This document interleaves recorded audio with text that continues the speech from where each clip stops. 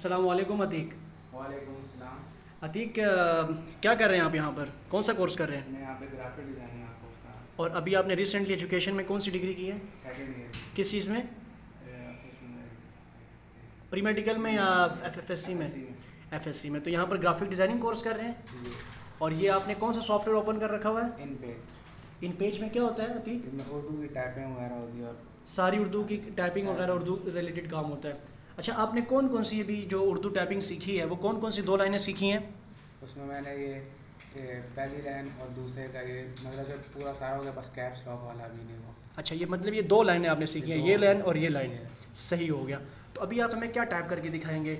मतलब कि अगर हमें उर्दू में अलिफ टाइप करना हो तो कैसे करेंगे? पहले में अलिफ टाइप करना हो तो यहाँ से हम ए दबाएंगे अलिफ लिखेंगे, मतलब ए दबाया तो अलिफ लिखेंगे। अलिफ आ गया। और हम अगर बे लिखना चाहें तो कैसे आएगा? बे लिखना चाहें तो बी को दबाएंगे, बे लिखेंगे।